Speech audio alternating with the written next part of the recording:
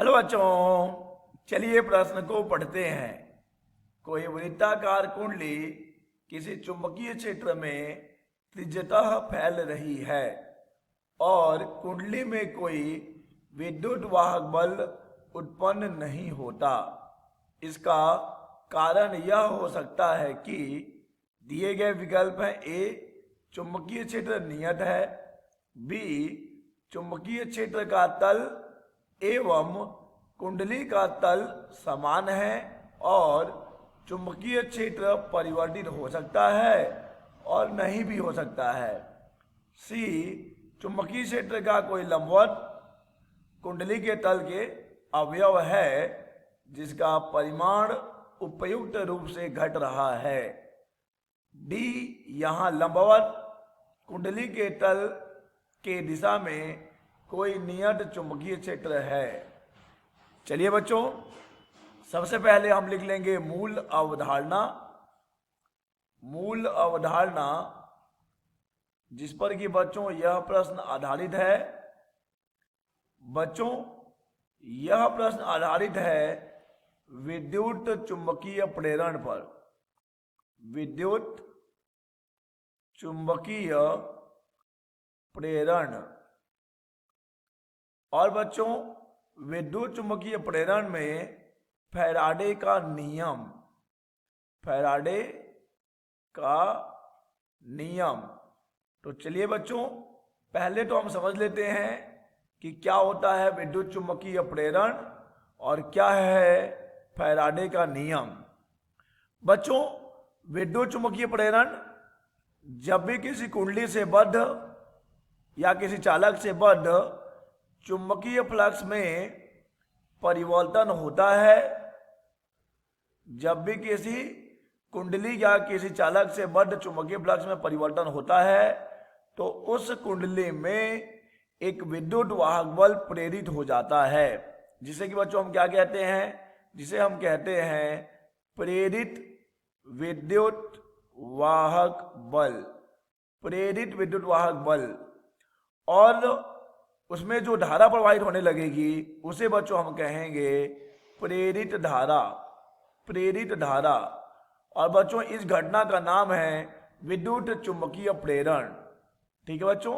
तो विद्युत चुंबकीय प्रेरण एक ऐसी घटना जिसमें कि जब किसी कुंडली से बद्ध चुंबकीय फ्लक्स में परिवर्तन होता है तो उस कुंडली में एक प्रेरित विद्युत वाहक बल उत्पन्न होगा, फलस्वरूप वहां धारा बहने लगेगी। इस घटना को हम कहते हैं विद्युत चुंबकीय प्रेरण। अब देखिए बच्चों, विद्युत चुंबकीय प्रेरण के लिए फैराडे का जो नियम है, फैराडे के दो नियम हैं। पहला नियम कहता है बच्चों कि कुंडली में विद्युत वाहक बल तभी उत्पन्न होगा और तब तक उत्पन्न होगा जब तक कि चुंबकीय फ्लक्स परिवर्तित होता रहे। ठीक है बच्चों? जब तक किसी कुंडली से बद्ध चुंबकीय फ्लक्स में परिवर्तन होता रहेगा तभी तक उसमें प्रेरित विद्युत वाहक बल उत्पन्न होता है। और बच्चों, दूसरा नियम है कि यह जो प्रेरित विद्युत वाहक बल है वह चुंबकीय फ्लक्स में परिवर्तन की दर के समानुपाती होता है। ठीक है बच्चों? यहां माइनस लगा देंगे। अगर आप लगाना चाहते हैं तो E बराबर आप माइनस d∅b/dt लिख सकते हैं। तो बच्चों, ये है फैराडे के विद्युत चुंबकीय प्रेरण के दो नियम। पहला नियम तो बच्चों एकदम साफ है कि किसी कुंडली में प्रेरित विद्युत वाहक बल तभी और केवल तभी उत्पन्न होगा जब वहां पर चुंबकीय फ्लक्स में परिवर्तन हो, और उसका एग्जिस्टेंस, उसका अस्तित्व तभी तक रहेगा जब तक उसमें परिवर्तन होता रहेगा। और बच्चों, दूसरा नियम कहता है कि चुंबकीय फ्लक्स में जो विद्युत वाहक बल उत्पन्न हो रहा है, जो प्रेरित विद्युत वाहक बल है, वह चुंबकीय फ्लक्स में परिवर्तन की दर के समानुपाती होता है। बच्चों, हम यहाँ ऋण चिन्ह इसलिए लगाते हैं क्योंकि जो प्रेरित विद्युत वाहक बल उत्पन्न होता है वह सदैव चुंबकीय फ्लक्स में परिवर्तन का विरोध करता है। तो चलिए बच्चों, अब हम इस प्रश्न की मूल अवधारणा को समझ चुके हैं। हमने समझ लिया है कि क्या है विद्युत चुंबकीय प्रेरण और क्या है फैराडे के नियम।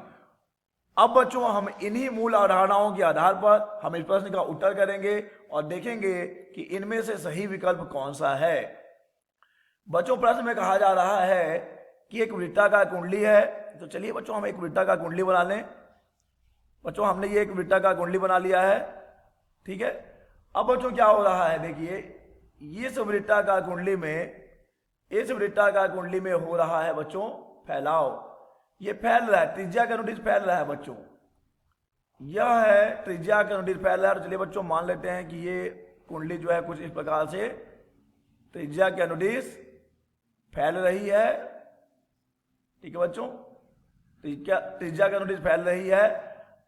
और अब हमें बताया जा रहा है कि त्रिज्या के अनुदिश फैलने के बावजूद भी उसमें कोई विद्युत वाहक बल उत्पन्न नहीं होता, यानी कि बच्चों यहाँ ई मान है शून्य, ई का मान है शून्य। इसका कारण हो सकता है, तो देखिए बच्चों जो प्रेरित विद्युत वाहक बल है ई, वह होता है minus d phi B upon d t. और बच्चों हम जानते हैं कि फाई बी बराबर होता है vector B dot vector A. तो यहां से बच्चों ई बराबर मिल जाएगा minus d by d t vector B dot vector A, ठीक है बच्चों। अब बच्चों देखते हैं कि वहां पर ई का मान तो शून्य है, तो इसका कारण हो सकता है चुंबकीय क्षेत्र नियत है।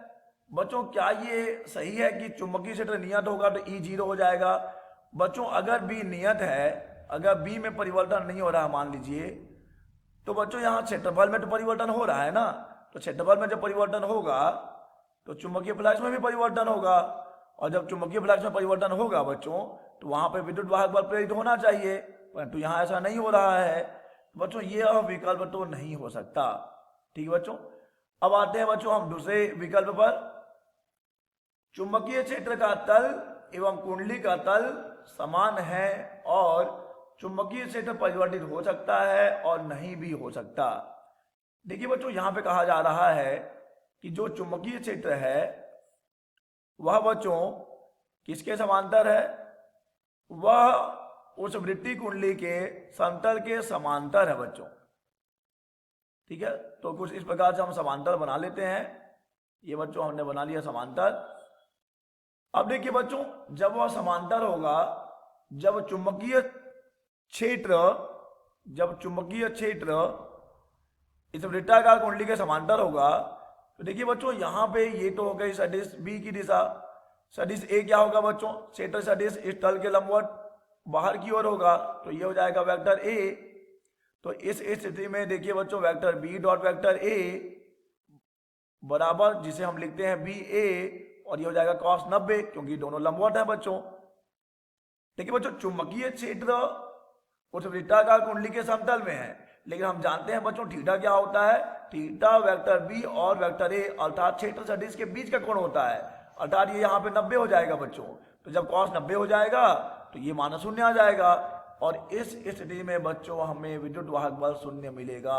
अब चाहे चुंबकीय क्षेत्र परिवर्तन हो या ना हो, चाहे क्षेत्रफल में परिवर्तन हो चाहे ना हो, अगर vector B dot vector A का मान शून्य आ रहा है तो बच्चों विद्युत वाहक बल शून्य ही होगा। स्पष्टतः यह विकल्प हमारा सही है, ठीक है बच्चों। तो ये हमारे विकल्प में आ गया। अब देखते हैं बच्चों अब सी विकल्प क्या कह रहा है। चुंबकीय क्षेत्र का कोई लंबवत कुंडली के तल के अवयव है जिसका परिमाण उपयुक्त रूप से घट रहा है। चलिए बच्चों फिर से एक चित्र बना लें। ये हमने बना लिया अपनी कुंडली, ये वृत्ताकार कुंडली जो कि फैल रही है बच्चों, इसे फैलाते हैं हम। चलिए ये त्रिज्या के अनुदिश फैल रही है, यानी बच्चों इसके क्षेत्रफल में तो परिवर्तन हो रहा होगा।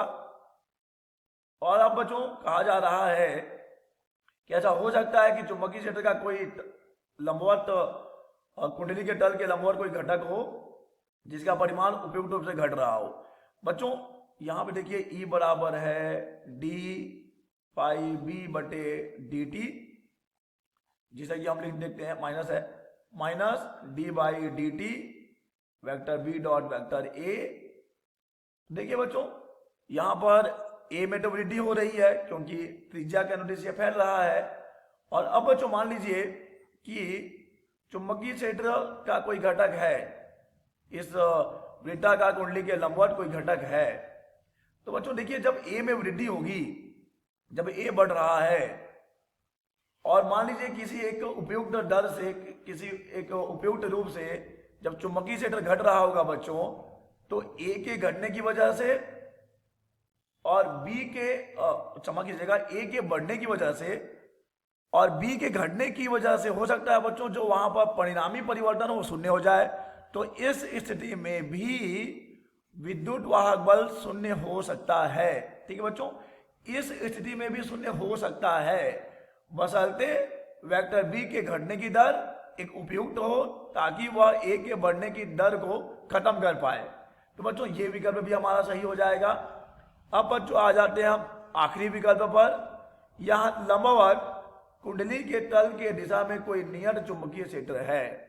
देखिए बच्चों, अगर कुंडली के तल के लंबवत कोई नियत चुंबकीय क्षेत्र भी है तो जब ए में वृद्धि होगी, तो ए में वृद्धि होगी तो चुंबकीय फ्लक्स में परिवर्तन होगा, और जब चुंबकीय फ्लक्स में परिवर्तन होगा बच्चों तब तो वहां विद्युत वाहक बल उत्पन्न होना चाहिए ना, वहां होगा भी, लेकिन यहाँ पे तो नहीं हो रहा है।